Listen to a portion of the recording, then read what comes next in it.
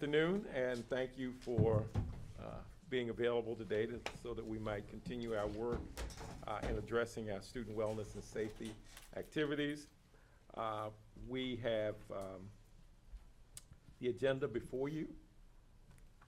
A quorum has been determined, so I would ask that you would consider adding a B. Thank you, ma'am. To item number 2, well, actually, no, under no new business, I'd like for you to add a B about a conversation regarding future meetings. So, with that in mind, the agenda is before you as amended. Can I get a motion for approval? So moved. Second? Second.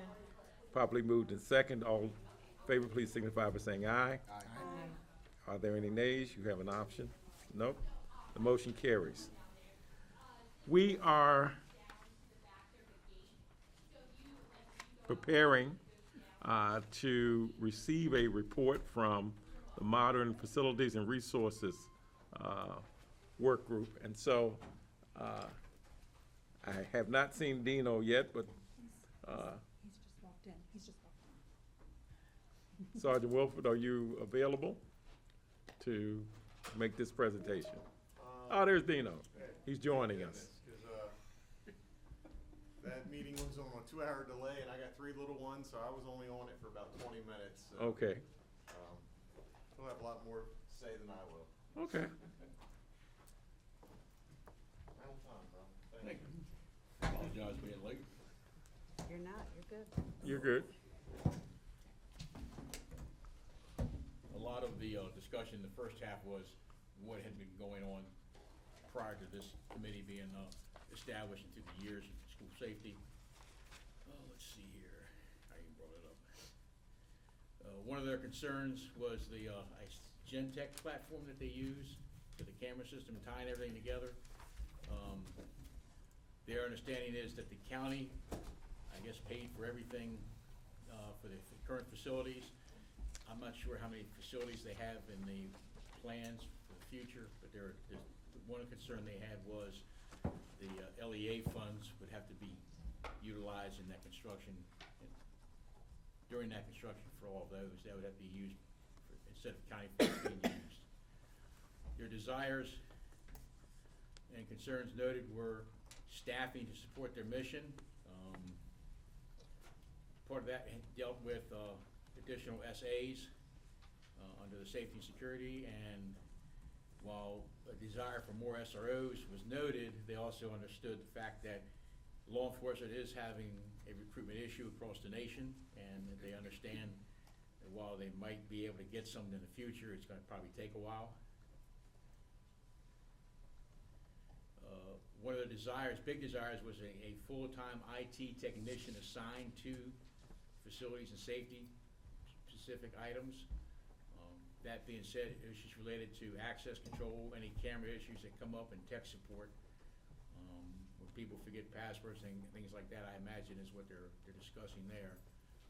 The IT tech would also be assigned to track and handle any firmware and software licensing that is in play, and so that they know when it's ready to come up for renewal or new stuff is provided by the manufacturers and the software firms, that the updated stuff would be coming to the county on a more timely fashion.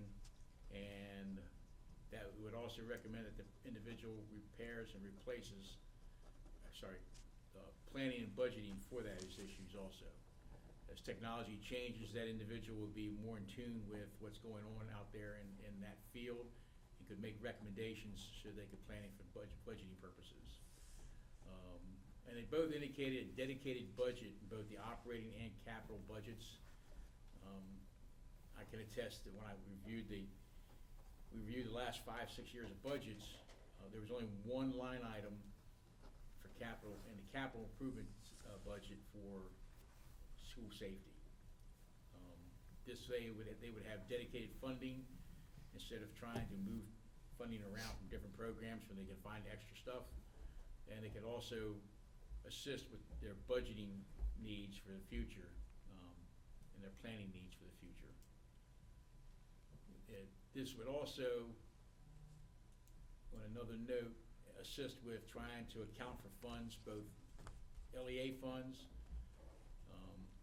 state funds, federal funds that come in, and public-private partnerships that may come to play down in the future. And, you know, I hate to use the word, but transparency is a thing that a lot of people would like to, you know, be able to see where their funds are going to. So that was the gist of the conversation we had with them. Okay. Any questions? I have a question. Yes. Who was it that you were meeting with? That's what I was just gonna ask. Larry Titus Mhm. and Shishita Warner. Sushita Yes. Warner. Oh, I don't want to mess up her name. yeah, Sushita.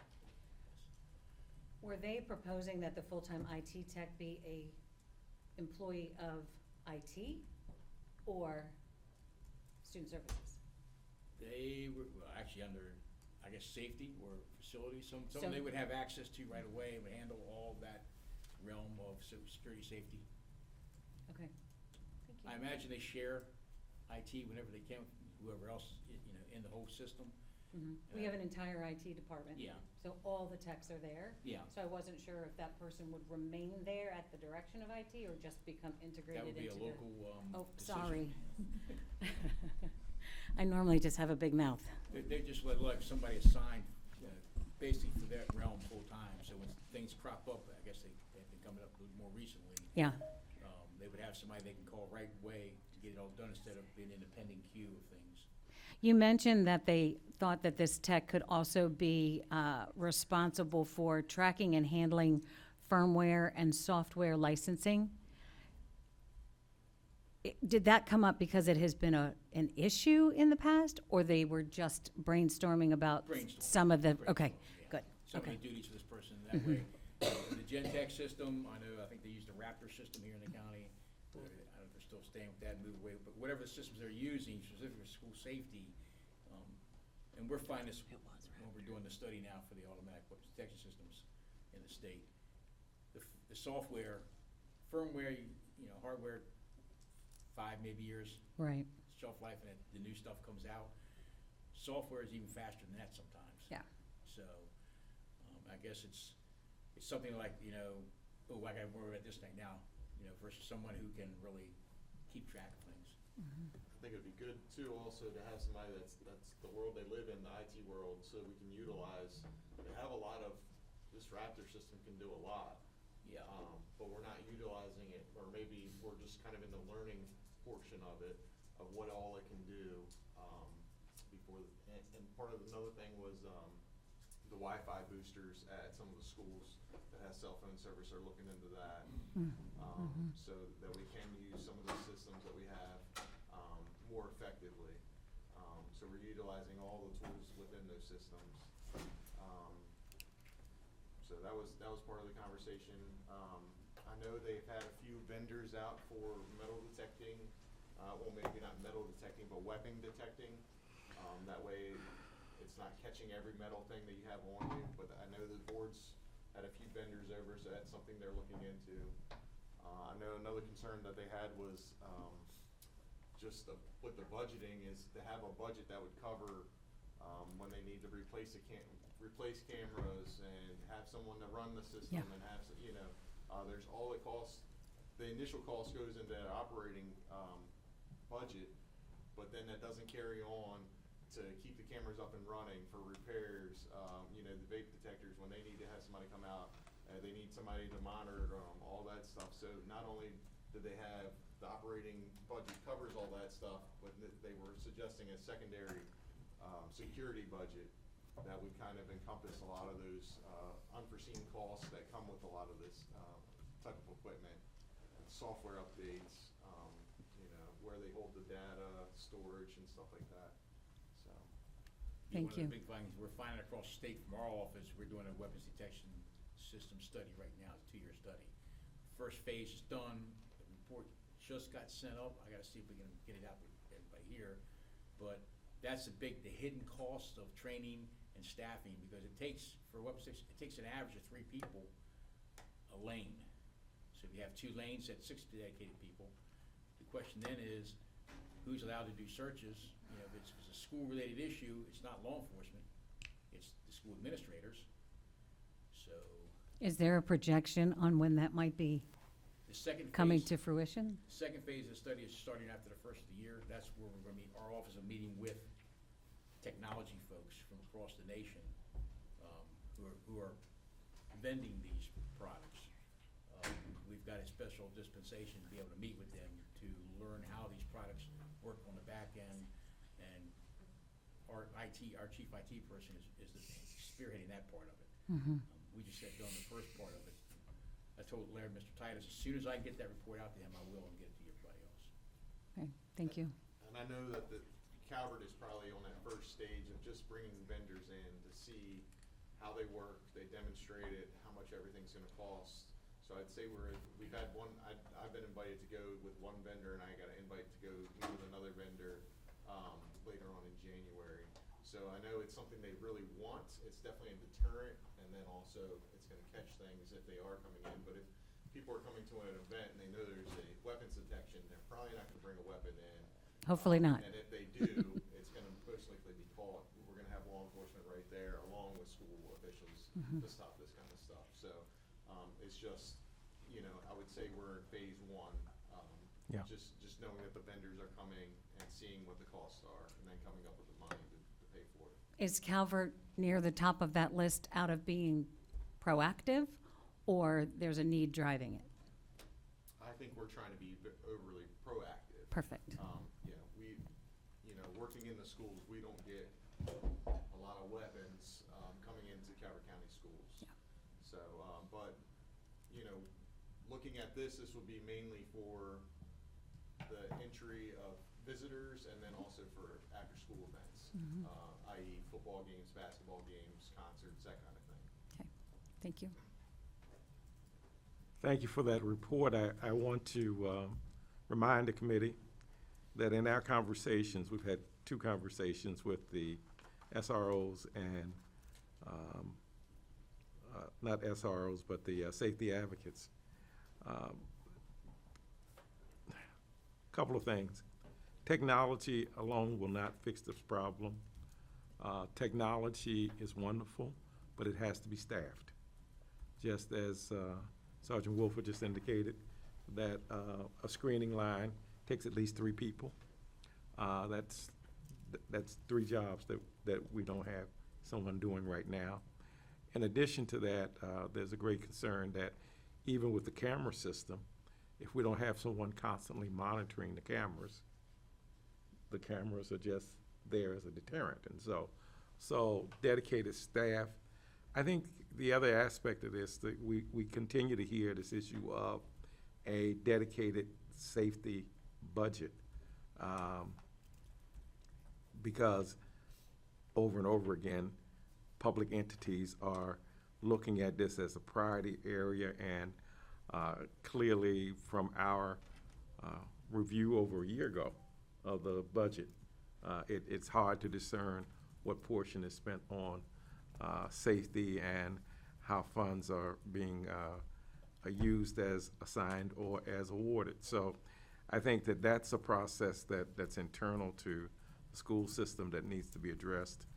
But the other aspect of that I want to hear more about is, did they indicate, and we had this early on in your first presentation, Dino, did they indicate the appropriate staffing levels for their safety advocates? What number of people are they talking about? I believe I can't remember how many they have in I think elementary schools was a big. We don't have any in elementary. No. They wanted them, at least one for each elementary school. Mm-hmm. And they would have to look at their numbers of what incidents and events they have to see whether they needed a second one in any of the other schools. Okay. So all the high schools have 2. Okay. And then every middle school would have one, Mm-hmm. and then elementary schools have 0 at this point. I know they had I think they pushed a survey out with elementary school whether they would rather have a safety advocate or behavior tech. Right. And I think they went with, most of the schools went with a Behavior behavior tech. tech.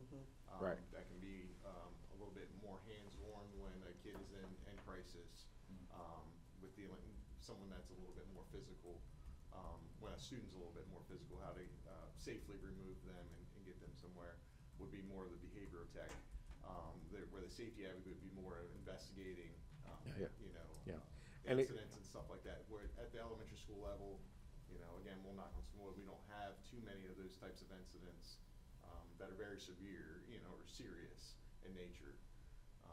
So I think probably an additional one at every high school and an additional one at every middle school would probably be minimum of what they would want. Yeah, part of the concern with the staffing is that there are no extra safety advocates. So if any are ever out, there is no coverage. And if it's ever a serious enough situation where there's an investigation, you can have a high school that is without a safety advocate for weeks. So at least a sub, someone that can fill Well, in. Not just that, but you would also think that you've got time and attendance issues with regard to special activities too. I mean, you know, if a person works 40 hours and then we want them to work 2 weekend events, I mean, that's a challenge as well. So I hear you, and it would be good if we could put numbers to this in some fashion, because clearly what we're hearing from you today is consistent from what we've heard throughout. So, okay. Any other questions? I would remind the committee that one of the things that came from the safety advocates when we met with them is that they see a behavior tech in the elementary schools as a pre-deterrent to worse behavior in secondary schools. If we have someone who is catching it early on, very similar that we do with academic study, early intervention. If we have early intervention in the behavior aspects, then perhaps we can save money on the back end when it comes to safety. So, all right. Thank you. And no other questions, correct? All right. Emily is going to pull up the final report. We want to devote much of this session to looking at where we are and making sure that we feel we're on target with our changes.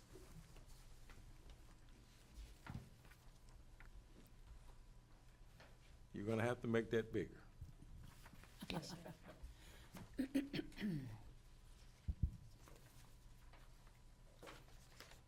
All right. That should work, yes. Yeah, I think that works. Great.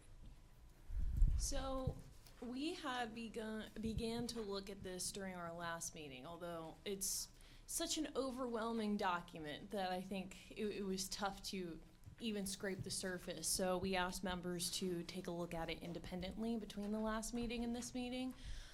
So I figured we could go down the line again today, unless you all feel there's a more efficient way to move about this report.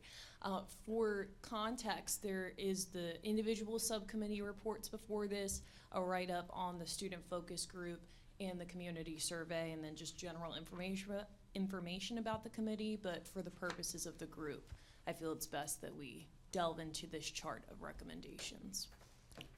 So they're categorized. So this first category is for mental health visibility and accessibility. The current edited version states, by July 1st, 2027, the LBHA/Health Department will lead a coordinated effort with CCPS Student Services, supported by the local care team, to release the first comprehensive community-aligned mental health and wellness implementation plan for CCPS. The plan will identify priority needs, recommend programs, services, interventions, define roles and responsibilities, provide a phased implementation timeline, and include evaluation measures to track progress and outcomes. Partner agencies will designate representatives and participate in structured planning sessions to ensure the plan is achievable and aligned with district and community goals. Updated versions of the implementation plan will be released annually by July 1st of each year. The following are specific goals that the SSWAC would like the wellness group to address. One of them is school leaders, staff, and students will work to destigmatize participation in mental health services, supporting an ongoing cultural shift at school leadership, will intentionally examine and reinforce. Another goal is the collaborative group, will create and implement a process that provides ongoing, easily accessible information to students and families about accessible mental health services, including promoting more visibility of staff and student interaction with mental health support staff. Another is the group will create a strategy for frequent district-level communication of mental health resources using student-friendly language across newsletters, social media, the district website, and other communication channels. These communications should come from the school system and be accessible to students and families. I believe that is it for this first goal, but kind of takes what we were discussing during the last meeting, condensing it, not putting too strict of, I know there was some specific things we tried to kind of give them more liberty to address while still putting in the specific concerns of the committee that we've heard. So any feedback on this recommendation? Let me also say, as you review this, and we certainly welcome and invite input on this, we try to use existing systems to the extent that they were there, and not create new things, but rather suggest that that the existing systems look at new ways to approach this issue of wellness and safety for students. And so there's already this local entity that exists. There's no need to recreate it, and we're asking it to consider these things.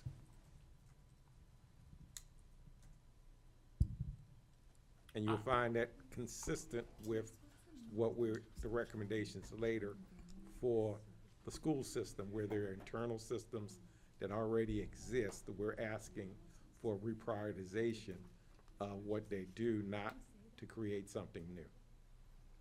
I just want to commend the work that was done on some consolidating here. I think looking at the overall document, we're familiar with this. We've been living in it for a year and a half or whatever. It feels like 10 years we've all been working together. Yeah. So at least.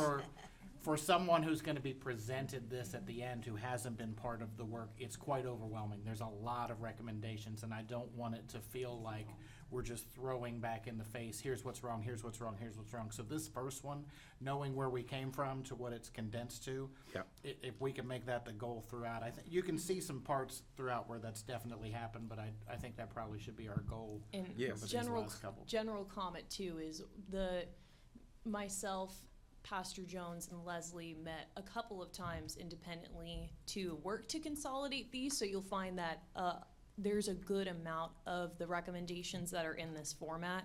There are some towards the end that are not, and I hope we can get the specifics from the committee today on how to consolidate that.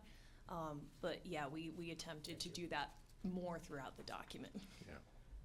And we also wanted to respect the integrity of the input. So you'll see, as an example, we redrafted what the students gave us, but we left in what they wanted, so that we could basically deal with not only just readability, but the flow of how you get to a SMART goal and how you get the accomplishments. Because we want somebody measuring this. We want somebody to make this more than a doorstop. We want people to look at it and One of the examples about of what you're saying is Mhm. actually in this recommendation. So the student focus group expressed that they wanted to see staff that support mental health more frequently and more regularly. and it had been brought up during the last meeting by some committee members that, okay, visibility once a month might not even be achievable. Like, putting that metric on is a hard thing to ask, given the amount of staffing that's currently in place. So this, keeps that sentiment while not necessarily putting a specific parameter attached to it, but an ongoing effort to examine how that can be done. I want to ask this corner of the table here if you have any feedback, because I know the mental health category aligns a lot with your work. So is there any feedback on this recommendation?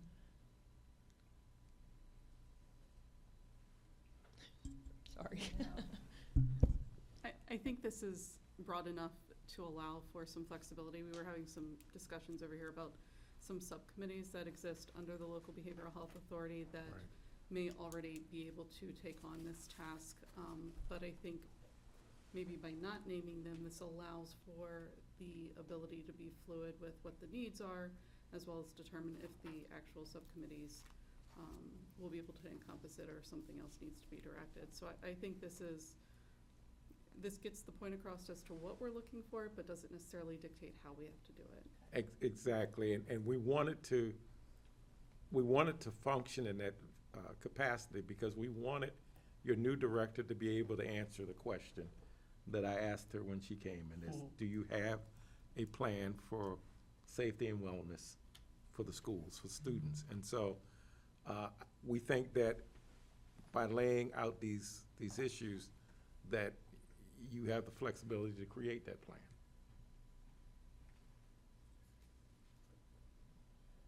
Any other feedback on this recommendation?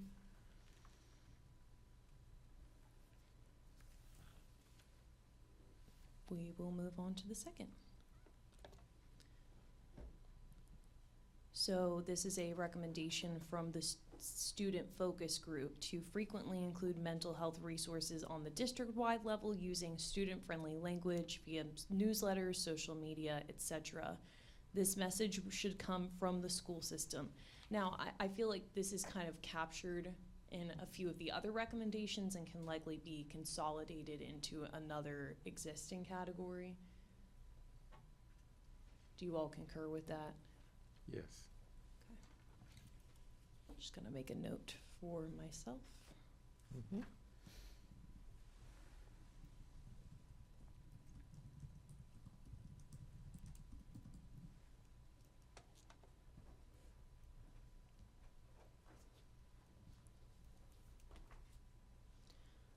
This category is school climate and community building.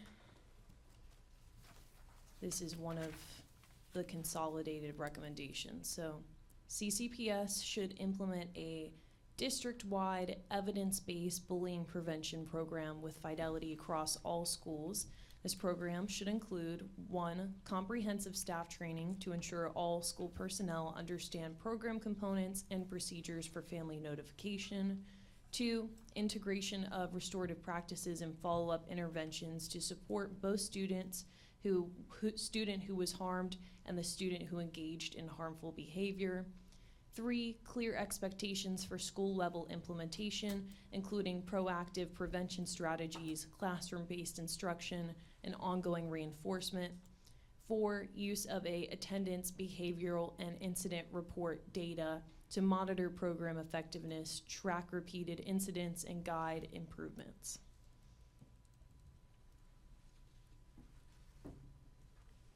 This is a result of our the presentation where 60+% of our students indicated that they had been bullied during the past school year. And you will find as a consistent process, we're not suggesting to the school system what system they use or what strategy they use. We're just saying evidence-based program that prevents this. So I'm sure that they can select from dozens, but something that has been researched and peer reviewed to indicate that it would it has a level of effectiveness.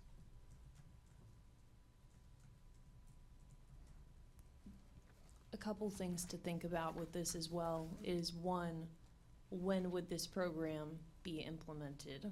And two, who would be implementing it? That is not outlined currently in this, but will need to be.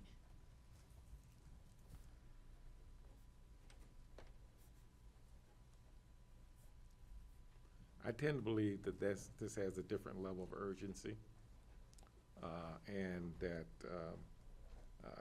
we should see some progress on this by the beginning of next school year. You can't have the majority of students saying that they've been bullied and say, well, we'll get around to that in a couple of years. So I would hope that we see progress. We can talk about this at another time, but I would certainly like to see something moving forward by the next school year. So. Thoughts from other members of the group on the recommendation, timeline, staff responsible, etc.?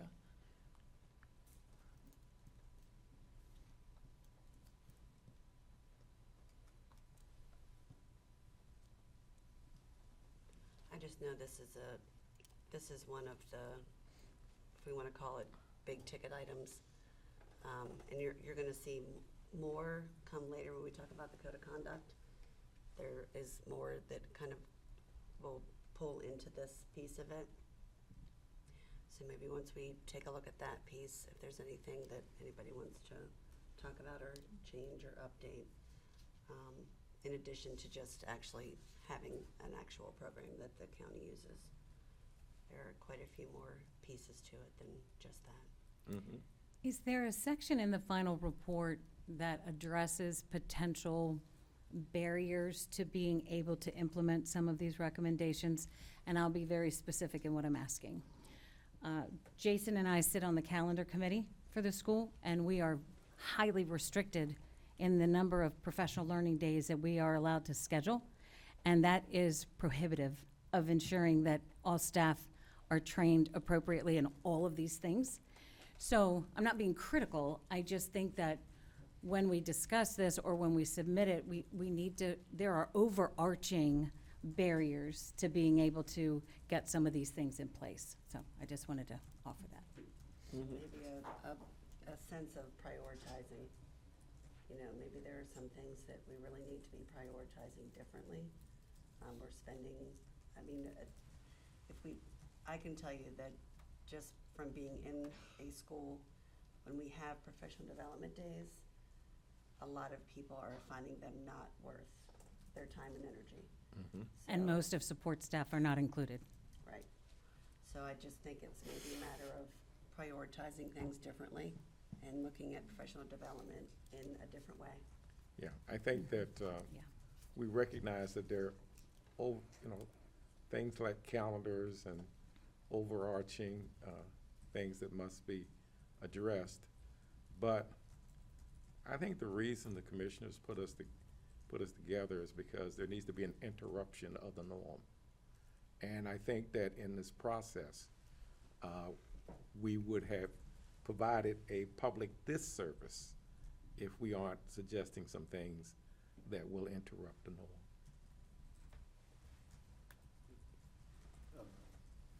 So can I suggest with this recommendation, there's a lot of good here, and to your point, this is very important, needs to be rolled out effectively and fairly quickly, but parts of this can probably be done sooner than others. So perhaps Yes. breaking this recommendation down into, I don't know, maybe by next year they can identify programs or start, Yeah, sort of if we well, break this down into that's, pieces. if you see the chart, can you move the chart across? Because everything doesn't have to happen tomorrow. I think that when you move it across and see, designating who's responsible, the time frame that we plan, and who responds to this, and what we use for measurements. I think we can table this out in such a way that it's not onerous, but at the same time, I think we have to give some sense of urgency to this. Why do we survey children and get their feedback if we're not going to respond to it? And why do we ask the public for feedback if we're not gonna respond to it? So and I'm not saying that the system is not responding to it. I'm just simply saying that we need to encourage such. And you're right, we can put different time levels on each step that will make it something that they can work with.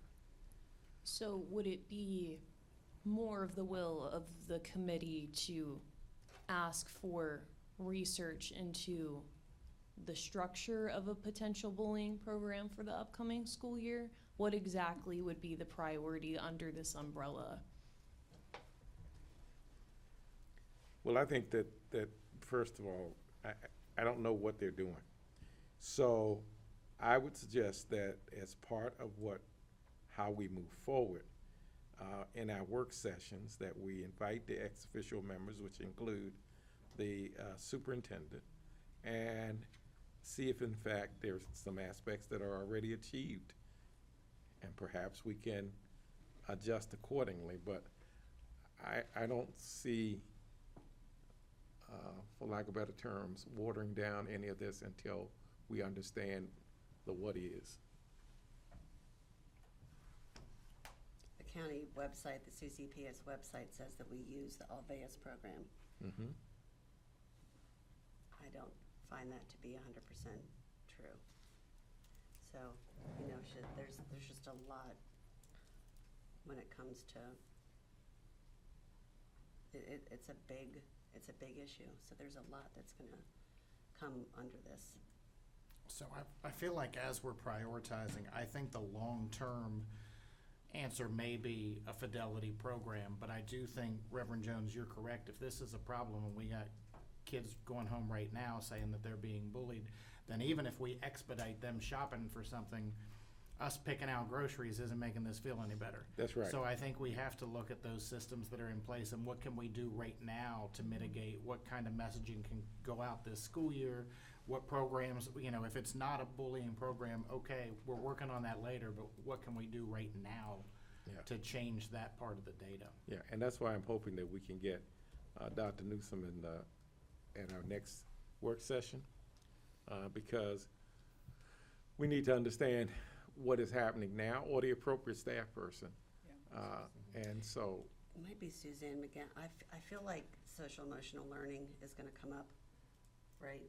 I feel like. Sure. I feel like it's gonna fall in student services, so I don't know if that would be Ms. Yeah. Lewis or if it would be one of the supervisors working Yeah. with her. I wanna say Suzanne because she does the panorama. I feel like that's gonna be part of it. yeah, So we need some specific answers on what is currently in place. And then we also need to look at the structure of the way this is written now and prioritize those levels. well, the language may even change. If they have a program now that they, maybe one of the things we want is an assessment of that, given the outcomes that you're getting. Perhaps the existing program is not effective if the majority of your students indicate that it's still happening. And so I think part of this process is not simply to say, you know, that we want you to do something differently, but I think that what we've been involved in has been an assessment process. And their own data is indicating that this needs to be addressed. We didn't create these numbers.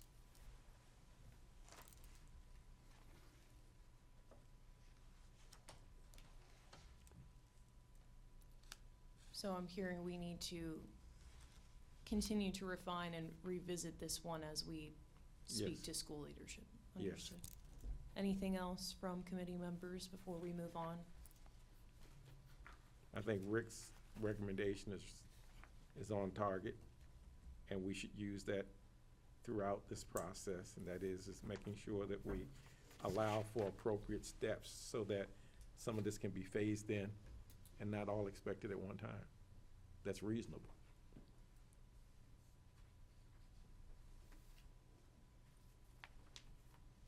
Next is communication and transparency. Okay, this is going to be a long one. Bear with me, please. Okay. The Student Safety and Wellbeing Advisory Committee recommends the creation of a dedicated district-wide personnel responsible for coordinating, managing, and overseeing all communication related to student safety and wellness. A significant portion of concerns and complaints received by the committee stem from inconsistent, unclear, or delayed communication. Establishing a central communications role will ensure that critical information is conveyed accurately, efficiently, and proactively to students, families, staff, and the broader community. The following are specific goals the SSWAC would like the communications role/team to address. The SSWAC recommends that each school establish a student-led social media communications team facilitated and supervised by school administration. These teams would create student-centered content highlighting school events, mental health resources, wellness initiatives, code of conduct reminders, and other relevant updates that strengthen communication and community engagement. To ensure consistency, accuracy, and safety across the district, the central office should develop a district-wide branding and expectations guide, outlining standards for tone, content categories, accessibility, privacy protections, and digital citizenship. This framework will allow schools support schools while allowing flexibility for local culture, creativity, and student voice. Under this model, school-specific teams are responsible for content creation and day-to-day school management for school accounts. School administrators maintain full oversight of the account and must review and approve all content prior to posting. The district highlights exemplarily words are hard, school-level work on district platforms to elevate local initiatives and foster a sense of connectedness. This approach empowers students, strengthens communication, and ensures safe, responsible, and consistent messaging aligned with district priorities for student safety and well-being. So I believe that this recommendation is kind of merging a few of the ones that have been discussed, one of them being communications personnel being brought back into the district-wide office. Additionally, there was a desire from the student focus group to have messaging for their schools be more consistent, so they received the same amount of communications that parents and guardians did in a way that reaches them where they're at.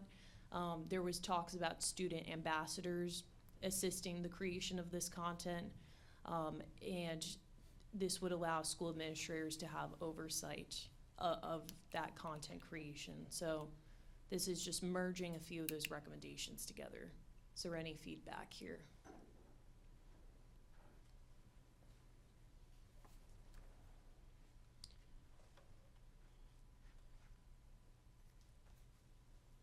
I just want to mention the personnel piece. When my mind is still kind of blown about this.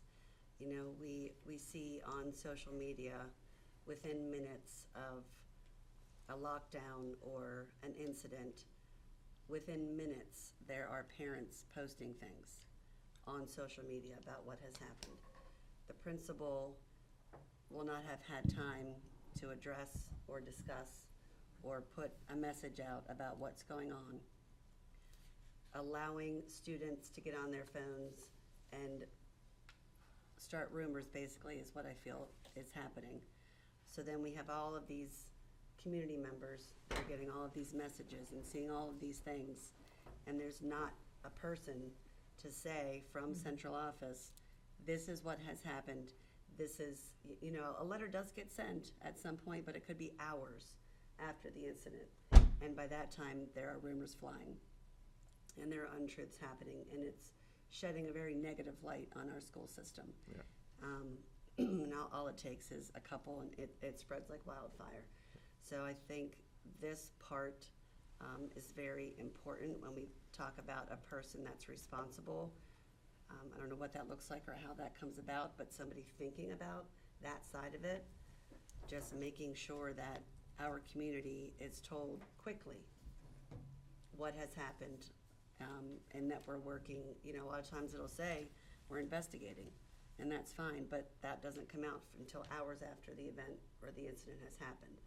So I really find this one to be very important, to try to squelch some of the things that happen whenever we do have an incident occur at a school. I think that all public bodies recognize the power of social media and the fact that if you don't proactively participate in, you will become the dog wagged by the tail. And that's some of what I think we have here. I think that what we're saying here is that the district has to invest in this in order that we have a smoother system for communicating all issues that are basically being communicated over social media platforms. This is not the communication strategy of 10, 15 years ago. And you have to really adjust how you approached communications differently at this point. And remember, the smartphone made it such that everybody is now an author. And so you have to.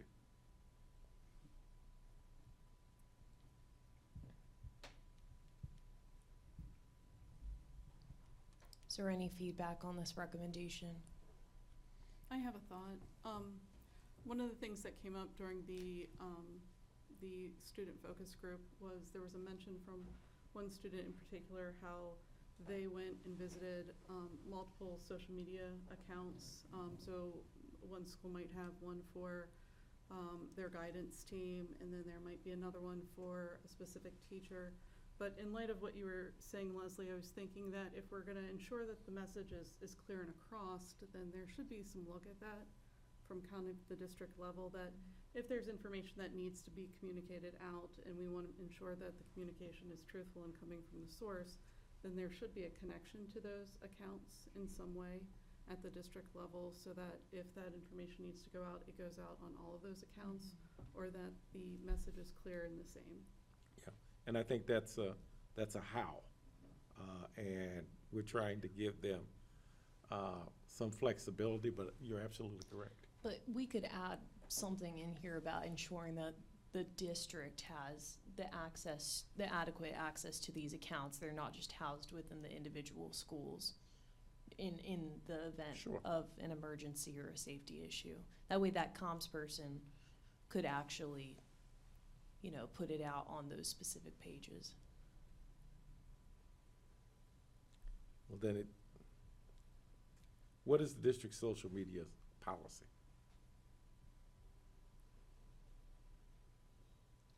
You're looking at me, sir. Anybody know?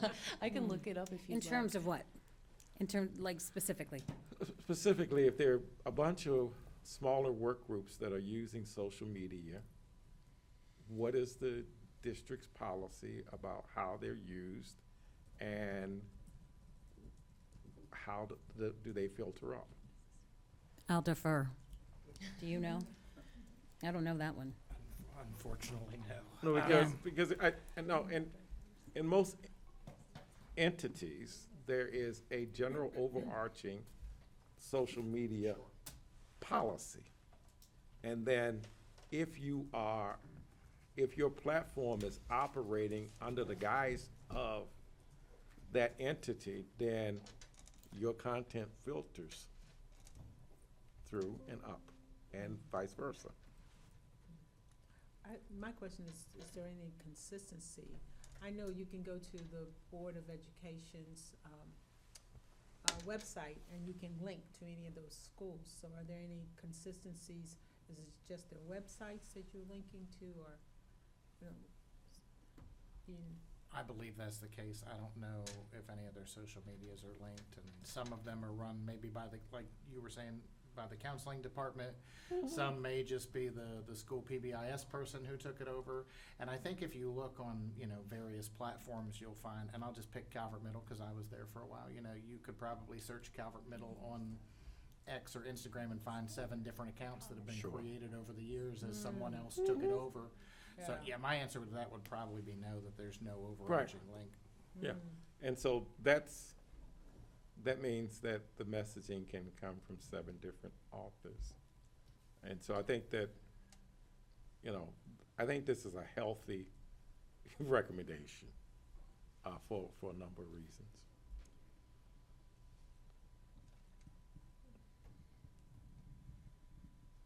So I'm hearing an amendment to the way it's written now, just to ensure that the district office would have access to these accounts in the event of some sort of emergency situation or safety concern. Are there any other amendments to this recommendation as it's written right now?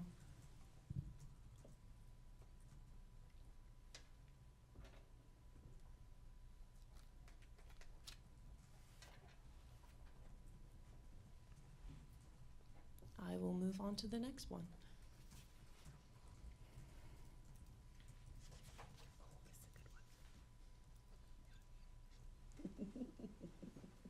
Okay, so this one I think is going to be one of the biggest ones that the committee needs to evaluate. By July 1, 2027, CCPS will complete a comprehensive review and revision of the Student Code of Conduct to strengthen student safety, wellness, clarity of expectations, and consistency of enforcement across all schools. This coordinated effort will produce an updated, developmentally appropriate, legally aligned code of conduct supported by clear policies, communication tools, and implementation guidelines. Annual updates will be released following the district's current guidelines. The following represent key goals and deliverables the SSWAC recommends CCPS address within this process. 1, create developmentally appropriate versions and supplemental materials for the code. By the 28-29 school year, CCPS will develop and implement age-appropriate versions or supplemental materials that clearly communicate expectations and consequences to students at different developmental stages. This work will include drafting elementary, middle, and high school specific materials with clear examples and accessible language, piloting the revised materials in select schools within 12 months of development, full district-wide adoption the following academic year to promote student understanding and a cohesive behavioral culture. 2, establish continuous, accessible communication of behavioral expectations. Beginning in the 27-28 school year, CCPS will implement a district-wide communication strategy to reinforce the code of conduct throughout the year. This strategy would include regular assemblies, classroom discussions, newsletters, and school-managed social media posts featuring concrete examples of behaviors and associated consequences, ongoing family-facing communication using clear, consistent, and student-friendly language, quarterly surveys or check-ins to assess how well students, staff, and families understand expectations and identify areas in need of clarification or reinforcement. 3, standardize enforcement through district-wide guidelines and administrative training. By July 1, 2027, CCPS will establish clear district-wide guidelines to ensure consistent enforcement of the code across all schools. These guidelines would outline escalation protocols, expectations for restorative practices, and require documentation procedures, mandatory training for all administrative staff on consistent implementation of the code, ongoing monitoring of behavioral incident data to identify inequities, support administrative decision-making, and promote predictable outcomes for students. That is a different recommendation. So this one has a lot of components to it, but again, this was one of the ones that we had attempted to consolidate since the last meeting. A couple things to consider are timelines. I know it had been discussed, if the code of conduct is evaluated, what would public participation look like? Is quarterly survey realistic and effective? Just things like that. And then if there's any major comments as well, that would be welcomed.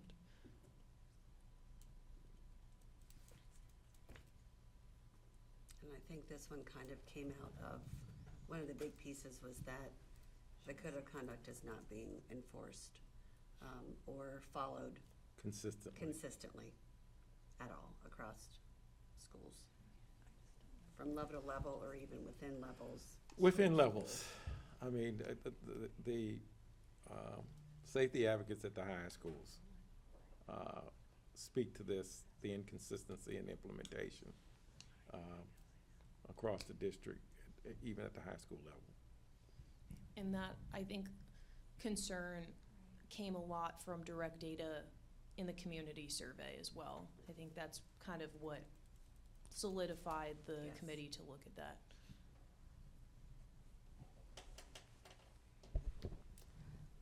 Jen and I were just talking, if it helps, CMR could definitely offer our support with Zen City in the survey aspect, if we have any technology that the school system needs to utilize.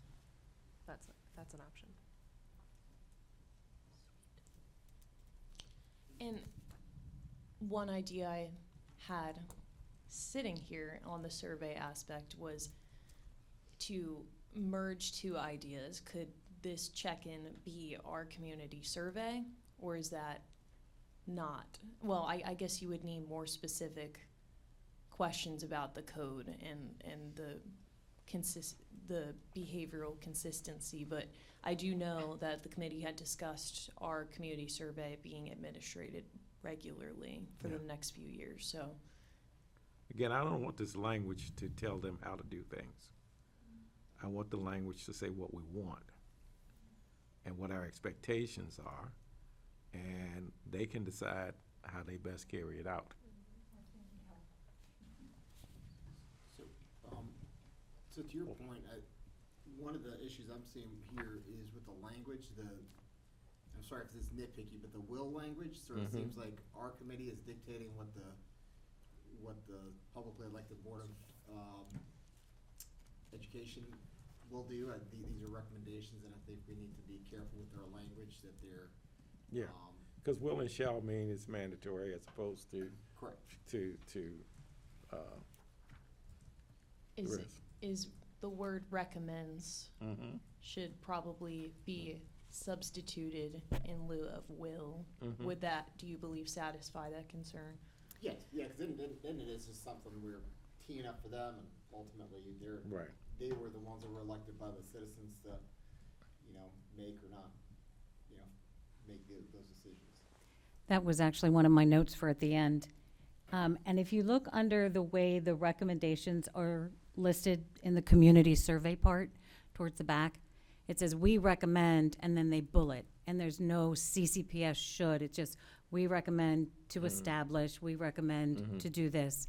And it's a little softer and not as, it doesn't feel as accusatory. Yeah.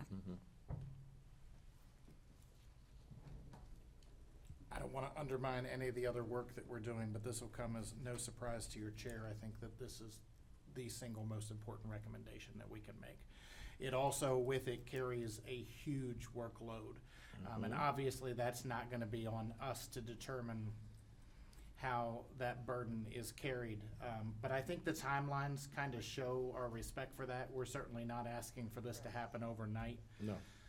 But it's a huge undertaking. It's going to require a lot of community input, student input, staff input. We're going to need coordinated teams that work together and spend hours and hours reworking this. And I'm certainly excited to be part of that process if this is something that ends up being followed through with. Sign me up. Yeah, the document, if you had a chance to just read it, it reads like something somebody started and they were required to do it, and then they just added on bullets here, bullets there, bullets there. And over the year, you get this massive document, and then people start looking at it and it doesn't become a living, breathing document. It becomes a requirement to meet some standard. To meet Comar. Yeah, yeah. It's And basically that's. So speaking of which, because I fully embrace the idea of leveled, that's something that I have said for years, and you know, when we first started, one of the first things I gave you was the CEA addendum that Yeah. went along with both of these that Yeah. had an elementary level and a secondary level, which we've since gone away with because everything in the code of conduct is the same, and we just have one resource guide that we give now. But back to where I was going with that, how much wiggle room is allotted from what is in Comar? Do we have any knowledge of that as to, I don't want to put you on the spot, Ben, just. So when we're looking at revamping a code of conduct, if we were to try to make an elementary level code of conduct, Well, I will tell you, that first off, that would probably be an MSDE question, not a MSCSS. But I will say, the assailant training coming out now is now age appropriate. So, especially in Maryland, that became part of the law in House Bill 411. So, I think it was 411. So you have the agencies, the vendors who are using these, and if you look at I Love You Guys, it's even age appropriate now. So they're stepping in front of that real quick. Individuals that are pushing these different programs, they're seeing it not just in Maryland, but across the country, with the issues that have been happening. So Yeah. I don't think it would be an issue making things elementary appropriate, middle appropriate, and high school appropriate. The high school appropriate will probably be generic for all parents anyway. yeah, and not just to mention that since the presentation that we got from Juvenile Services says to me that the standards that they use for age appropriateness for discipline speaks to the fact that the code of conduct needs to reflect actions well within those guidelines.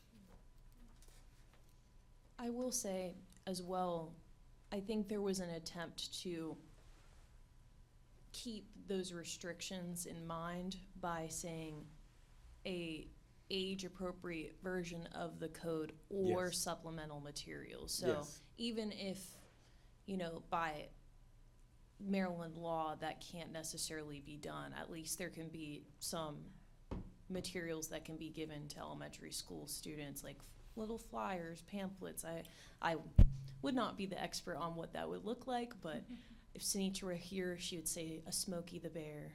But no, something along those lines. Yeah, So and I trying think not to that- put us in that legal box too much. And quite honestly, I would recommend this regardless of whether it runs counter to what Comar says or not, because quite honestly,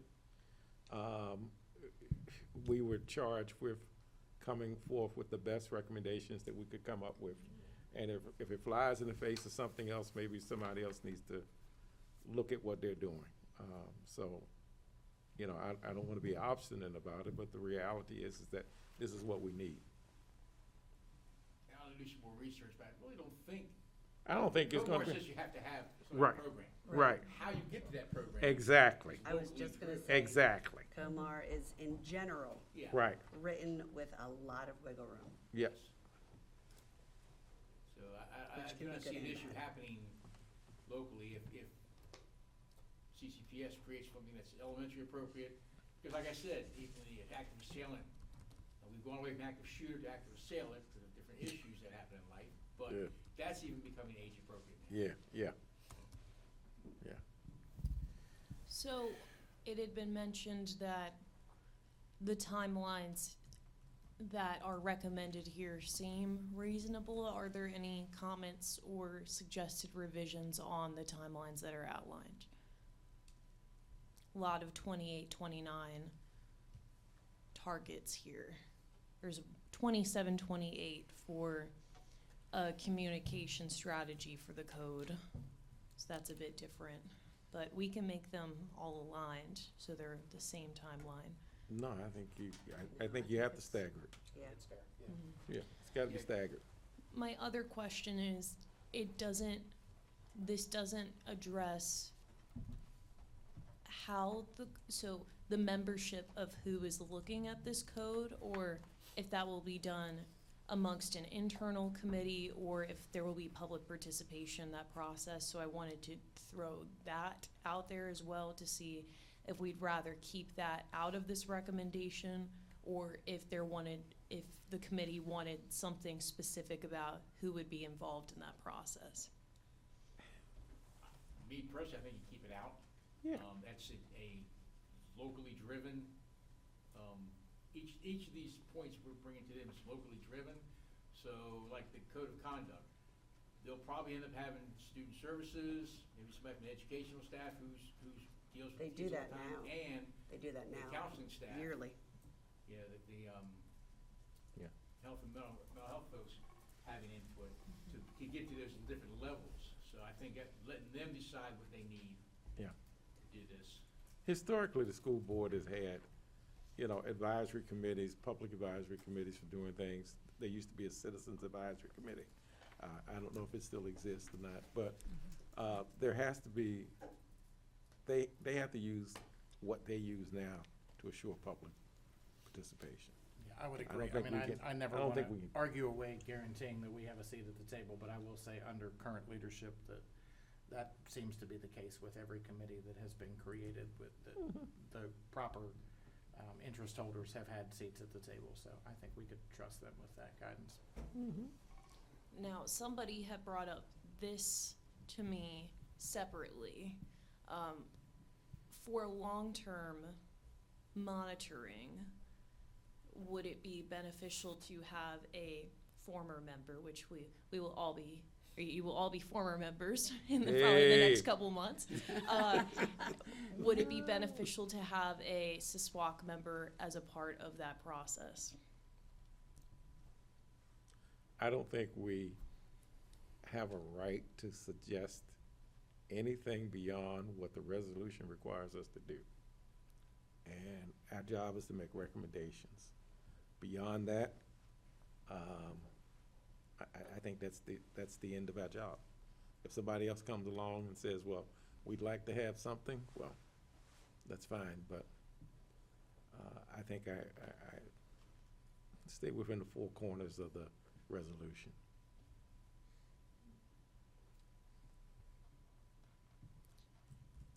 So I'm hearing this recommendation is generally with softened language, which I started to do, changing from will to recommends. Is there any other suggested revisions to this recommendation today? Or are we in a good spot with it moving forward? Great recommendation. Hearing nothing, I will move on to the next one.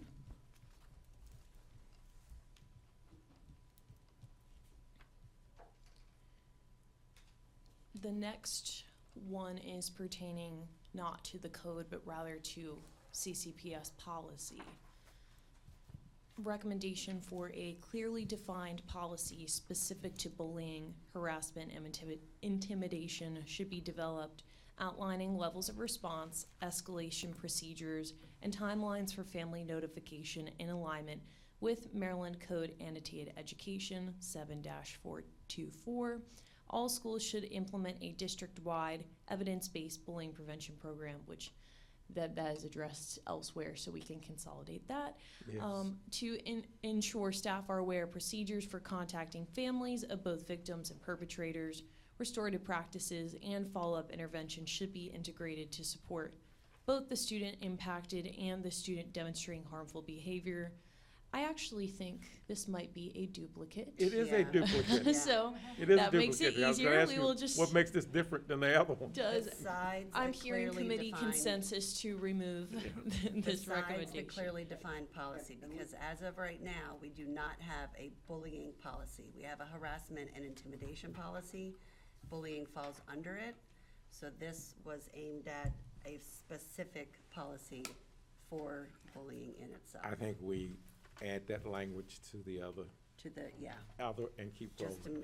to, A clearly defined, yeah. okay? Rick, did you have a comment? I was just gonna suggest, instead of like that's a good thought, it's just, it's duplicative, so maybe just switch that all out to a sentence consistent with Right. section, whatever, Yes. you know?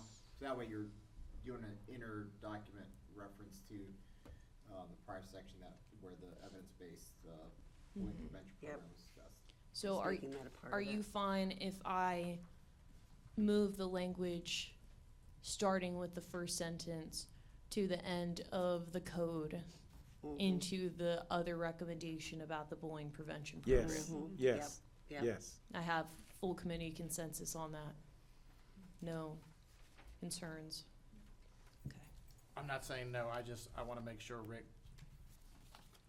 was on board with that, cause I felt like he was trying to say that this does fit in this category as well, so I don't wanna speak for you. Yeah, I mean, yes, I think it does fit into it, but I don't think we need to have, it's like, what I would do is I would put, And they're separate pieces. where it says implement, Mm-hmm. right, where it says implement a district-wide, everything after district-wide, I would take off, and then after the letter A, I would put, bullying prevention program as discussed in section whatever. Okay. So it's referencing Yep. back the prior discussion of the program. Yes, So it could be in both places. Yep. Okay. I got it. Let me make this change now while we're all just, Yep. Cause then that way also, whoever's reading this document, right, after us knows that this is not a separate program that we're suggesting here, Right. right? We're talking about one bullying prevention program, but it sort of falls into different buckets. zooming Yeah. out for a moment. Yeah. Oh, wow. Really can't see that, huh?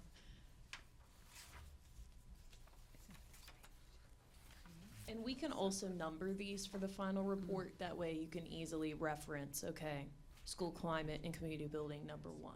So we can make sure we do that for the final report. Yeah.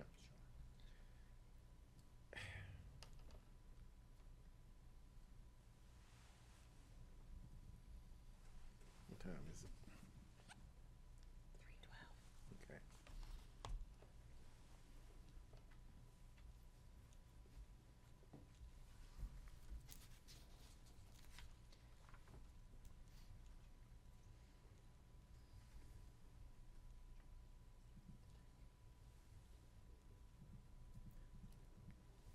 Are there other aspects of this student conduct that we have?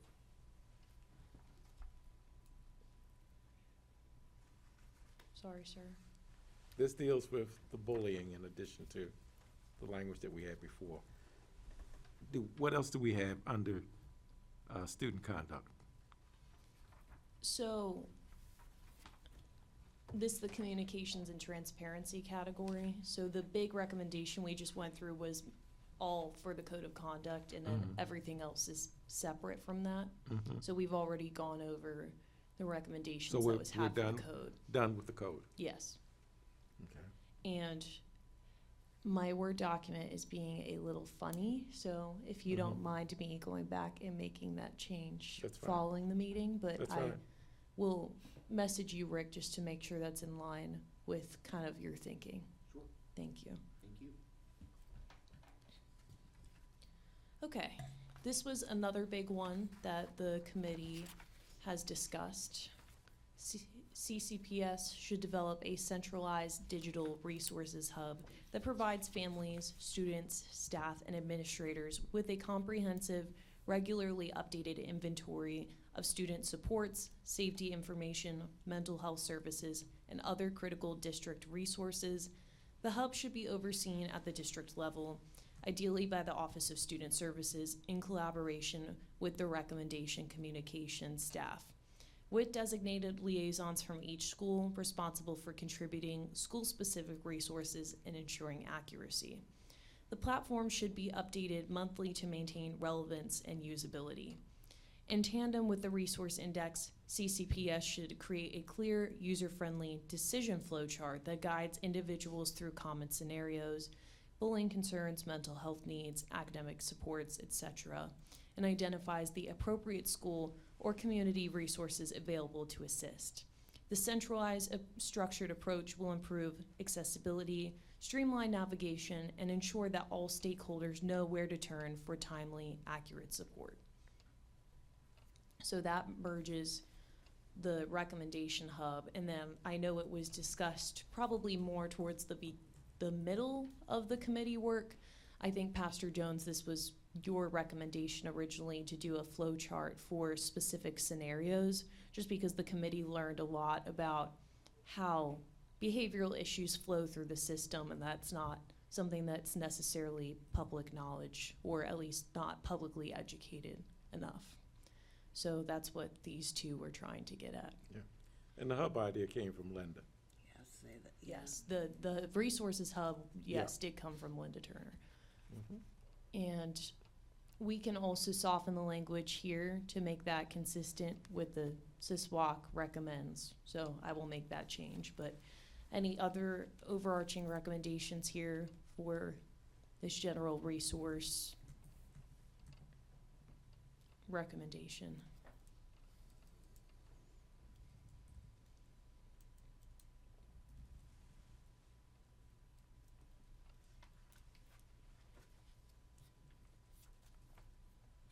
Hearing none, I can move to the next. I'm sorry, real quick. Yes, ma'am. So, the hub should be overseen at the district level, ideally by the Office of Student Services, in collaboration with the recommended communications staff. I'm thinking that maybe putting a piece in there about community partnerships or local agencies, but is that part of communication staff? Like, I just feel like the people that are providing the resources should have somewhat of a part in the creating of this hub. So I know there's the consortium that we had looked at Right. several months ago. So there's a lot of community partners that are already in that existing framework that Right. maybe could evaluate alongside the district. I'm not sure if that satisfies what you were thinking, but Yeah, just making sure that we're not recommending that the district just do this by themselves, but work with the people that are actually gonna be providing the services to, you know, they don't need to do this alone. Yeah, just put in partnership with community partners. Yeah, yeah, I mean, you could also look at, you know, the early childhood cohort that came in as well. Sure that they would have a stake in that. So I just added, in addition to existing community partners, working regularly with CCPS. Yeah, because you could have started it off with in partnership community, in collaboration with community partners, boom, right, and all the rest of it. So, yep. so, okay. Anything else for this recommendation? No, we can look at it later. Okay. If we need to reword it, but let's go on to threats. Next, now, this is one of the ones that I was referencing earlier that we have not yet totally consolidated, and I think it will need some support, as well as I want to make sure we get final recommendations as well from, I'm not asking for them right now, but from Modern Facilities and Resources following your meeting. Want to make sure that we have all of your recommendations to implement in this section as well. But what we have in the document as of right now is train 100% of administrators and counselors annually and 80% of instructional staff on threat assessment procedures and early warning behavior indicators. I think there was a comment on this, but I don't. At one point, I had thought there was a comment on this, so if anybody left a comment on this, please speak now. I definitely think this needs to be flushed out more and examined more. Oh, I know what it was, because, so the one was, well, we can wait till we get down to the second one, because that's where I had left a comment. Is that the one with 80% of the teachers? No, it's the one underneath it. Okay. That there should be a centralized data system to track, but now that we went to the electronic referral system, it's there. Okay. I think this also might be addressed in this one down here. So if it pleases the group, I'm just gonna move down here. provide regular safety and security updates district-wide, summarizing procedures, drills, improvements, data, and FAQs. CCPS should implement a centralized data system to track behavioral incidents, code of conduct violations, and intervention outcomes by school, grade, and student demographics, and develop a public-facing dashboard that provides high-level anonymous reporting. This system should update either quarterly or automatically, depending on the capabilities of the selected platform, to inform leadership decisions, identify patterns of behavior and disproportionality, and guide continuous improvement efforts. By providing transparent, accessible data to families, staff, and the community, the dashboard will strengthen accountability, ensure consistent enforcement of expectations, and support. And apparently no one knows what it's supporting because there is no last word. So that's something I'd recommend that we fix. So I think this was getting to a couple of the subcommittee's recommendations, just to have publicly accessible data on these behavioral incidents.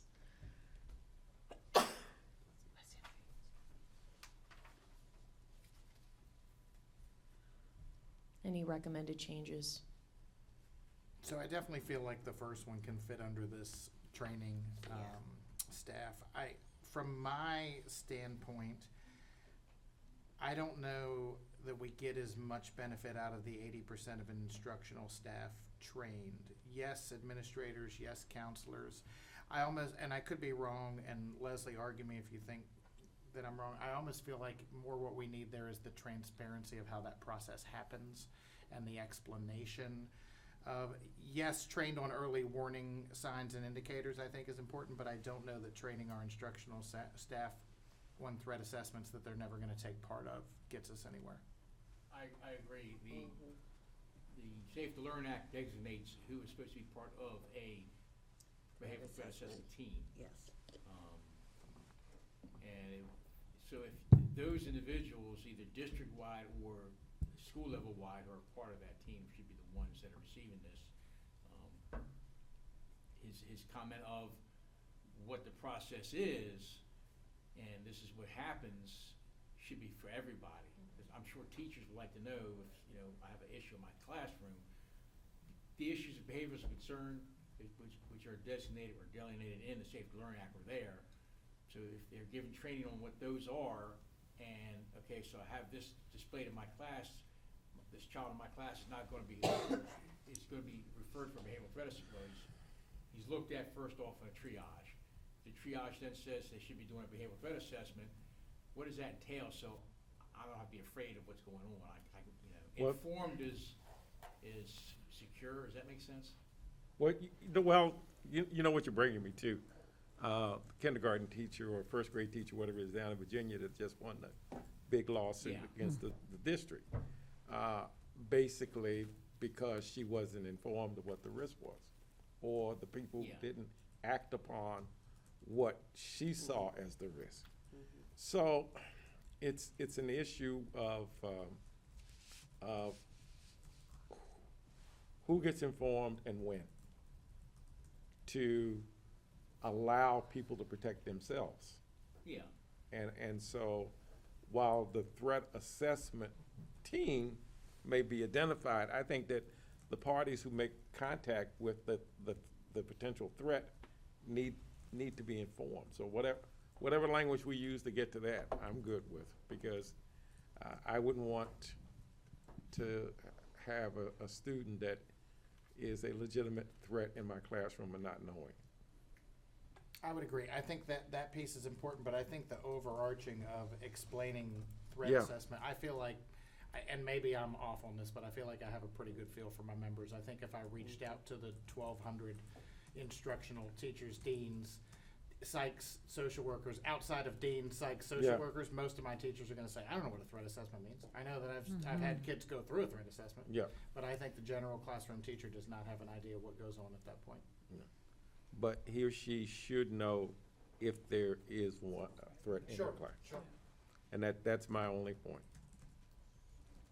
Even just notifying, saying your student was given a threat assessment. The threat assessment is done properly, I want to say correctly, properly, the goal of that is to ensure there's not going to be a threat.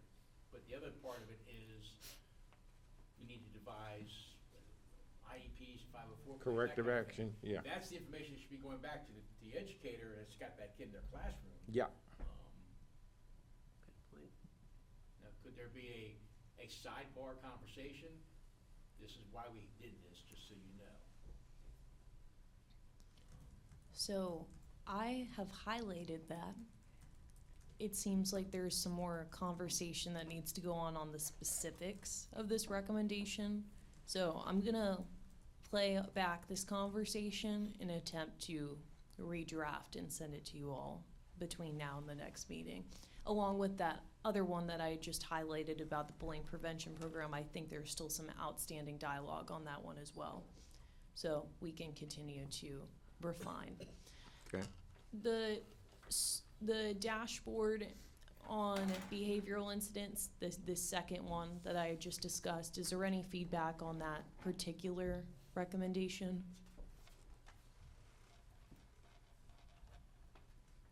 I think this is pretty in line with the committee's sentiment, relatively speaking.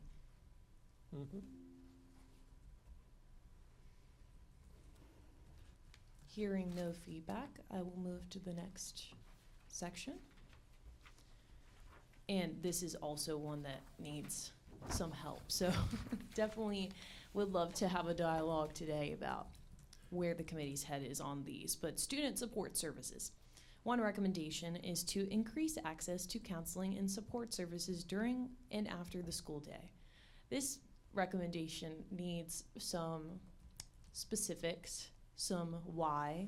I know obviously this is a nationwide issue with counseling and mental health access during and after the school day, but this was more jotting a general recommendation, but again, the specifics need to be worked out. I don't know if anyone has any comments on how exactly we can make this a true recommendation.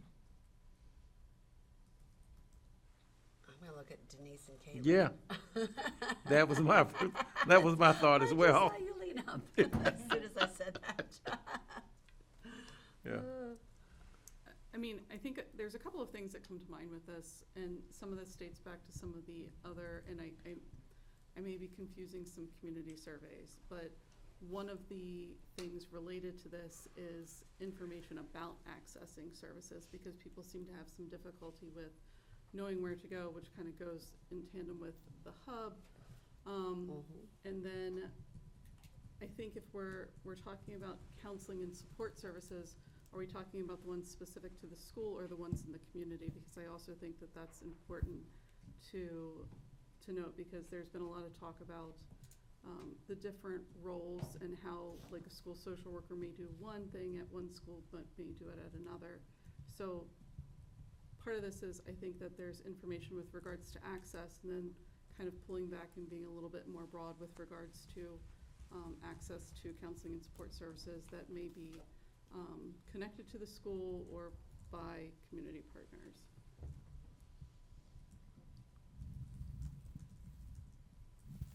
When the committee this has been a theme, I think, since our first meeting, of there's a shortage in mental health supports in and out of school. So I guess, yeah, to Denise's point, the question is, what is the primary focus of the committee, or is it both entities, the school and the community? Oh, I think you have to use school and community. Yeah, only because the school is not adequately able to, but there are resources. Like I think about speech therapy. We have a woman that sits in Alexandria, Virginia, on her computer and provides online speech therapy to our kids at St. Leonard.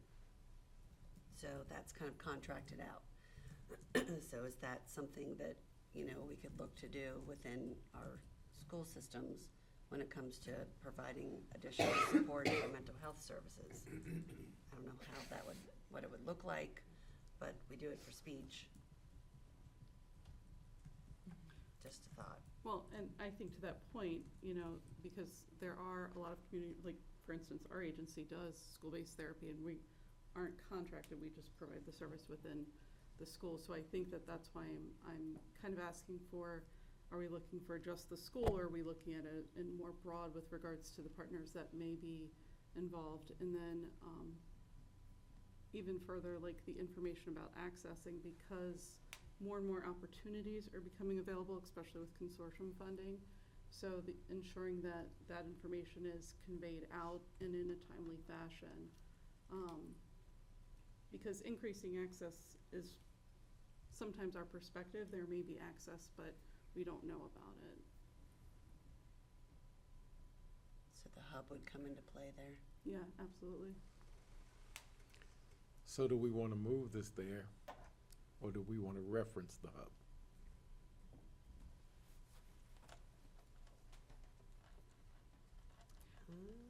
And it even goes even further for me, because I think our first recommendation dealt with the local behavior health system and pulling strategies together around that, so. I mean, one of my thoughts might be that some of these other recommendations may be, the ones that we've referenced earlier, maybe with one of the goals to increase access. So if we're identifying in the first recommendation that there is going to be looking for gaps and what those services are available, and then how to expand on access for it. So that way it's incorporated in some of the other goals that are being worked on, and it allows for a different viewpoints rather than one unique goal by itself or unique recommendation. Yeah.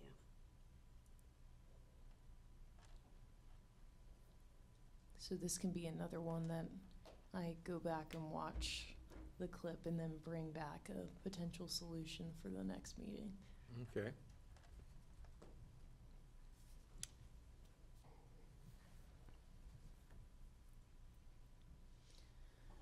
Another recommendation that came from the community survey was to establish at least one wellness reset room per school for students experiencing stress. Again, would need a bit of development on the why, and just, this hasn't really been discussed much specifically by the committee. So is there any feedback on this? Is this a recommendation the committee actually wants to bring forward? Are we talking one room per school? And Yes. if it's one room, is it for one person? Hmm. Or are multiple people experiencing stress going to be in the same room?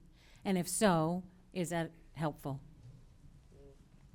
I'm just thinking about when we have a student that has escalated and needs a space. Typically, it's been the principal's office, or the dean's office, or the assistant principal's office, and then those spaces get destroyed. Mm-hmm. So we just move some things around and have a space for that student to just try to drain off some of that energy and reset.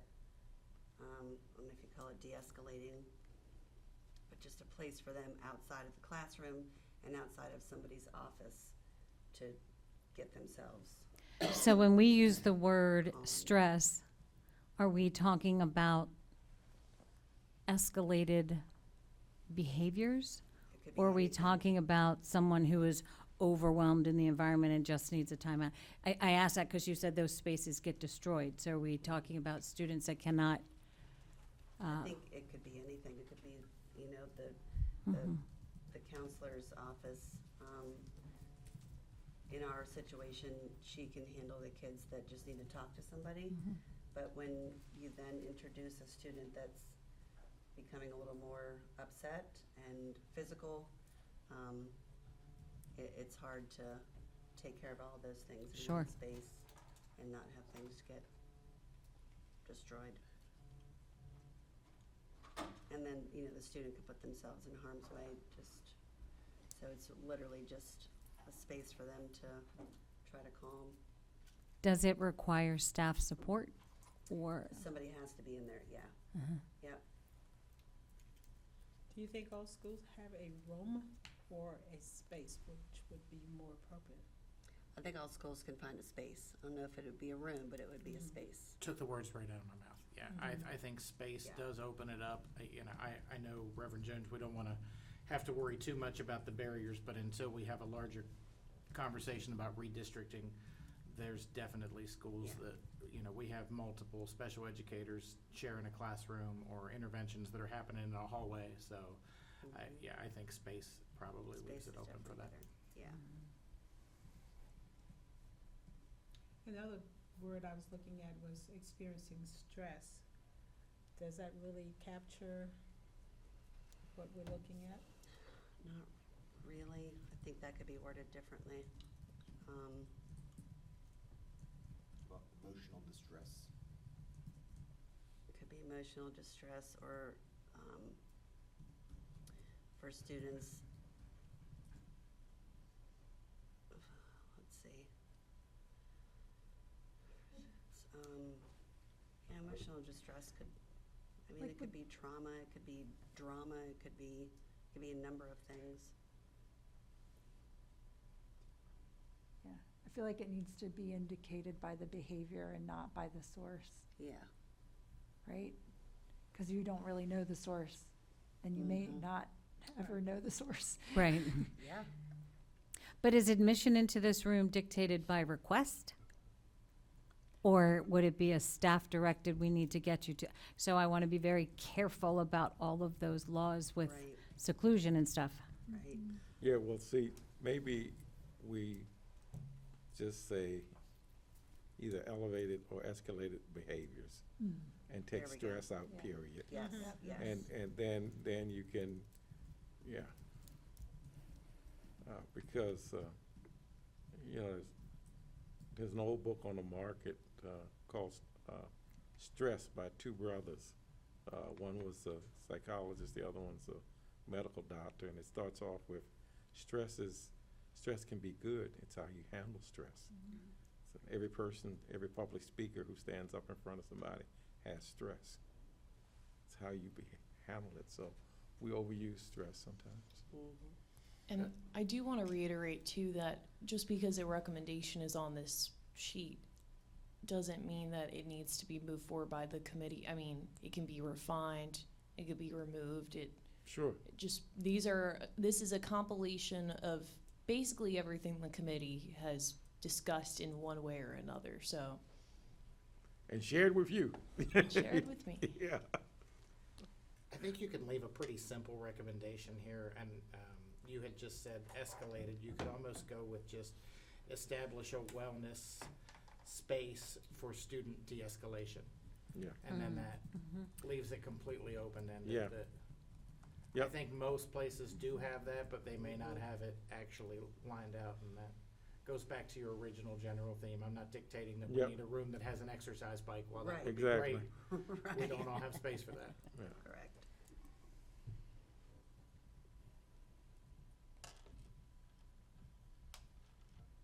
So I can, once again, take this dialogue and bring back a refined Sure. version. Sure. Any You're the any best. other comments on this that we need to keep in mind as we're redrafting? Okay. I appreciate the collective brainstorming on these two because it helps to actually develop them to a true recommendation. Next one is, and I think this will be a big one to discuss as well, is CCPS should reduce the caseloads of school counselors and social workers by a goal of 10 to 20% district-wide by implementing a multi-pronged strategy that includes hiring additional staff where funding allows, redistributing workloads across schools, and establishing an intern/trainee program with current students to build a sustainable pipeline of qualified staff. Seeing a head shake from our chair. Yeah. 10 or 20% of what? Right. If I'm a counselor and I got 200 kids, then, that's 20 to, whatever, and there has to be a professional standard for this. Right? There's somewhere along the lines. Agreed. There's national averages, there's state Yeah. averages, there's recommended ratios. And you can make data say whatever you want, you know. Yeah. Statewide, we're below average. Nationally, we're above average as far as student to staff ratio. So, you know, it depends on who you look at. But 10 to 20 is too vague. You know, we had Yeah. one elementary school last year with 800 students that ran the whole year with one counselor. That person would love to go 20%, but we may have another building that has a 250 or 300 to 1 ratio. And I'm not saying that's the case, but it's Yeah. definitely possible. Yeah, and I think those statistics will inform how many additional staff, which is gonna be a big deal. Yeah. Can I ask, Jason and Stacy, obviously this is a big challenge. If it were easy to fix, it would have already been tackled by now, right? So I would definitely love to work with you two on what a more developed and realistic recommendation could be, and we could bring this back to the group in a more developed fashion. How does that sound to everyone? Is there anyone that would want to also be involved in potentially reworking that between now and the next meeting? And I know Leslie's already thrown her name out, but I would love Suzanne McGowan to be part of that conversation. She and I have had many conversations over the lack of number of psychologists we have in those ratios. So she, in my opinion, no disrespect to anyone working above her, she's the most knowledgeable person in the school system when it comes to that.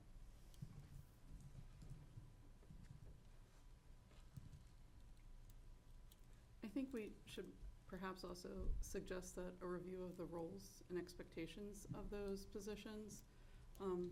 Because again, looking district-wide, we've seen that in certain schools, social workers may be accountable for one job duty, whereas in other schools it may be something different.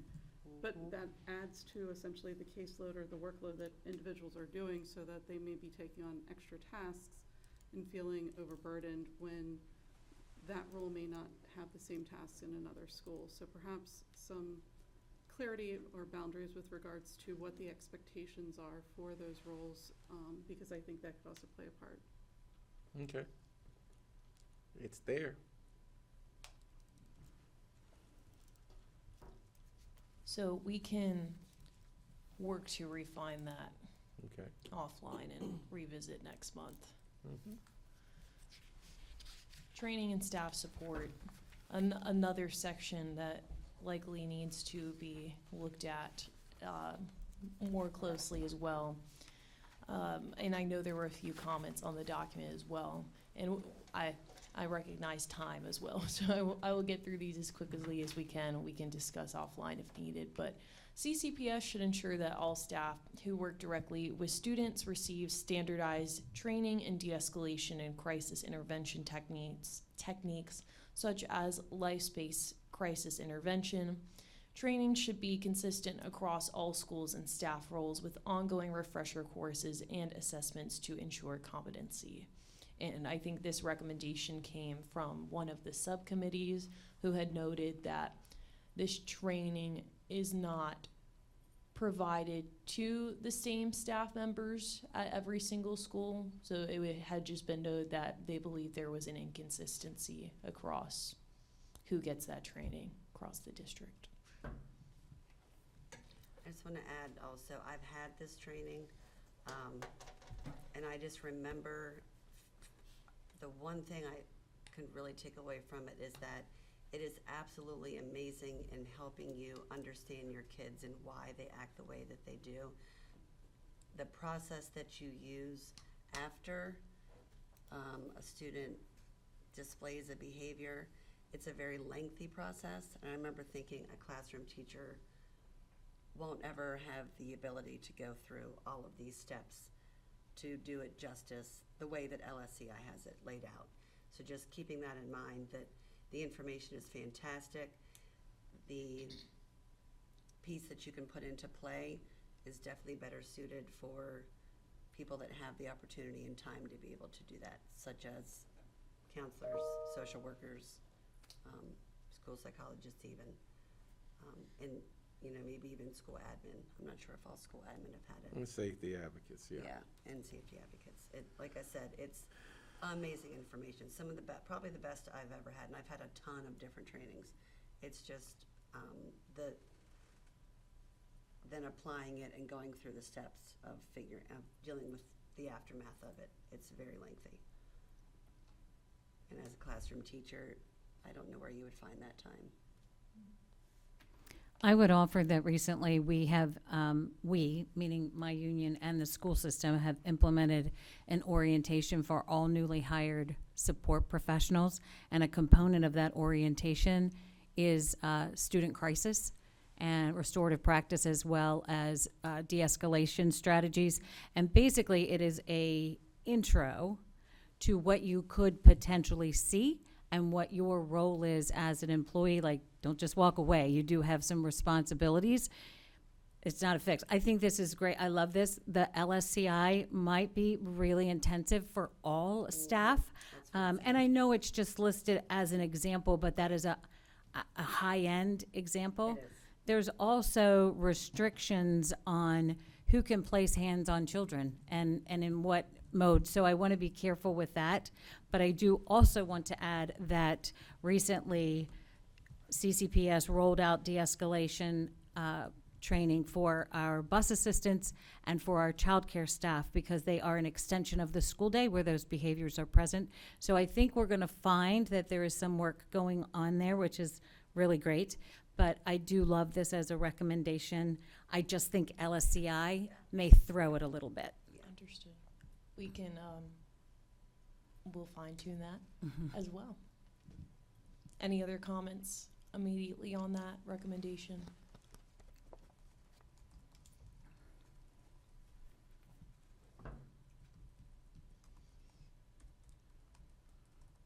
So next is CCPS should enhance and centralize mental health and wellness resources for all staff, including apps, programs, and access to counselors or psychologists. Regular communication and training should ensure staff are aware of available supports, how to access them, and encouraged to utilize them. Consider evaluating past tools such as the Calm app to determine barriers to usage and ensure future offerings meet staff needs. I know this recommendation was brought by a particular subcommittee, just with the thought that supporting staff mental health will ultimately contribute to the mission of student safety and wellness as well. Any feedback on this recommendation? Is this already included in your EAP plan? There's quite a few programs, actually, and there's some that's associated with our Care First health insurance, where there's free services and stuff. So I think there's a couple of components that are available, wouldn't you say, Jason? Yeah, I would agree. I think a lot of these things are in place. I think it's Communicating about that, communication of yeah. it, and I don't know if that goes back to the lack of a communications person. I don't know if it goes back to the lack of consistency we have across the system. There's, you know, a few of those overarching themes. But I would say most of what we're asking for exists. It does. It's just the communication of those resources. Yeah. Because EAP not only covers staff, it includes family Yeah. and who's in the home, yeah. Exactly. So I do want to take that comment and prompt this resources hub that is being so heavily discussed. Is that for students, families, etc., or should there be a component for staff as well? So just planting that seed for discussion. There's kind of a hub. There's links like on our website that is for staff. I think it's the lack of awareness of what's available. So maybe we should just tweak this to enhance the communication regarding. The available resources. To address blank.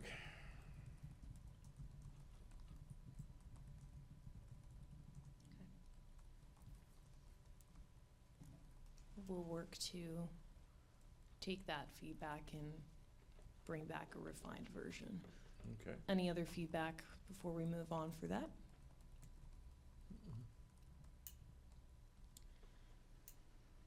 Okay, next is to address staffing gaps identified in school psychologists, personnel workers, and safety advocates. CCPS should evaluate per pupil ratios and consider expanding personnel, particularly at elementary schools. This includes assigning dedicated safety advocates at the elementary school level to ensure consistent supervision and support.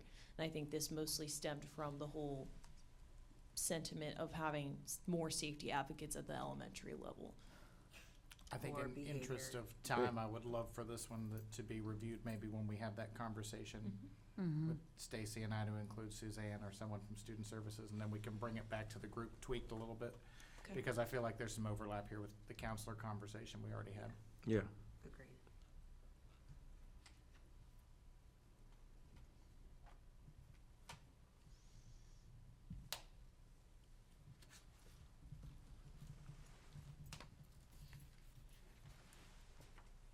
I think we're nearing the end. Yes, we are. Hooray, okay. Implement a system to regularly assess staff. This is very similar to the last one, but I'll still finish my sentence. Implement a system to regularly assess staff wellness, training completion, and staffing sufficiency. Use staff surveys, incident data, and other feedback mechanisms to continuously evaluate and adjust supports, ensuring leadership is responsive to staff needs. I feel like that could maybe be combined with the Yep. other Yes. recommendation. It feels like a hodgepodge of a recommendation, because are they saying that staffing sufficiency is impacting staff wellness and training completion? So how do they relate? And are these separate recommendations? Because staff wellness could absolutely go up to the earlier one. Mhm.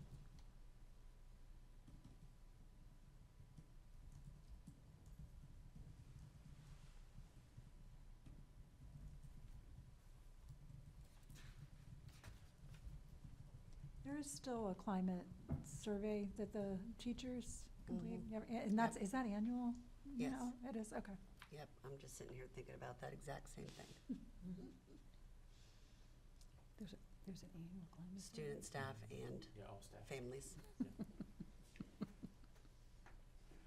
So we could always move the mental health piece with the other recommendation. And then I feel like staffing sufficiency is relatively addressed in other parts of the final report. So I feel like you could kind of take that out and then move the mental health piece with the other recommendation. Thoughts on that? Sounds like a good, appropriate flow. I support it. Okay. This last one came from the community survey and obviously is not fully developed. Strengthen youth mentoring and positive activity partnerships. So I think this came from the community survey as well as one of the subcommittees on, now that, I know we had discussed with one of the subcommittees about now that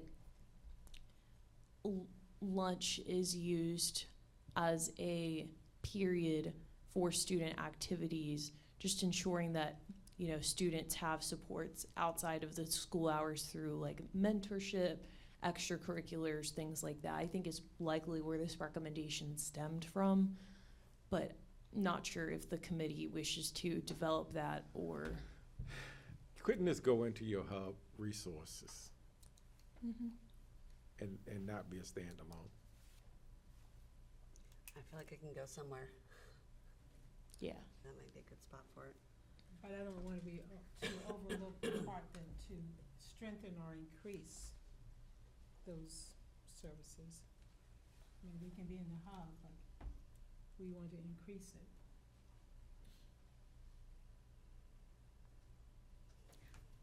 I think maybe the resource hub could be overarching with individual detailed goals or activities to reach that goal, and keep that language that you're Yes. saying. Yes. I mean, I guess the benefit of the hub is it will help you identify where there's gaps with programming. So could a goal be that? And maybe that's something that the committee is part of their committee work. Yeah. Highlight that and make a note for hub and bolded, strengthened, and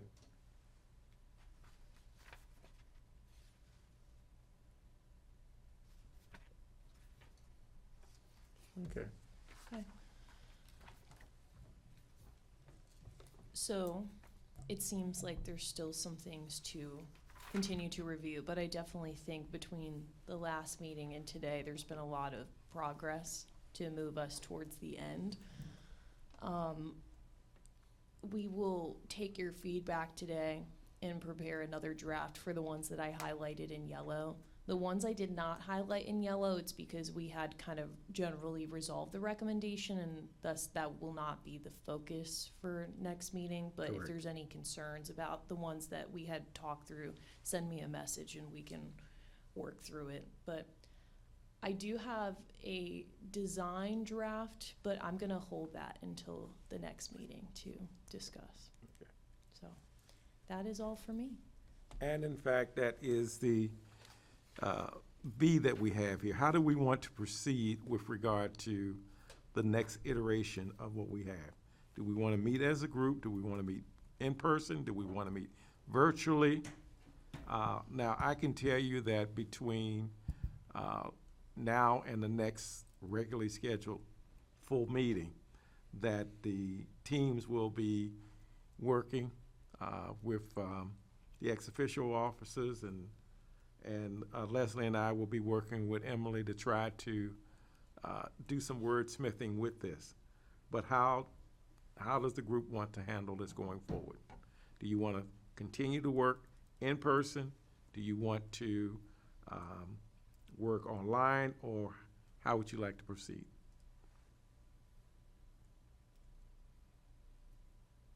I personally prefer in person, but I do too. I do too. okay. Yep. Anybody else? I'm fine. Yeah. New car, stay New quiet. car, right. All right, then. We'll go by consensus, and we will see you in January.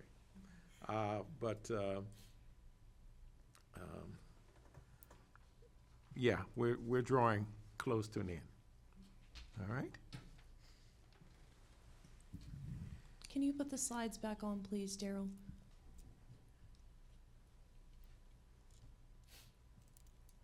Thank you. Do we have any public comment?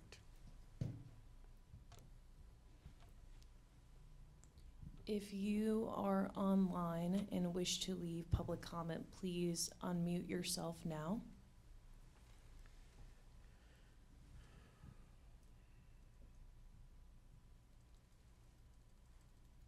One more opportunity for those who are online. If you wish to leave public comment and you're joining us virtually, please unmute yourself now to leave public comment.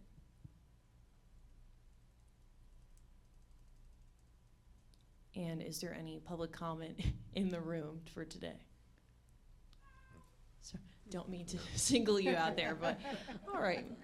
Mr. Chair, no public comment today. Well, thank you for your attention. I'm going to ask that when we come back together, there's one section that I don't think that we have.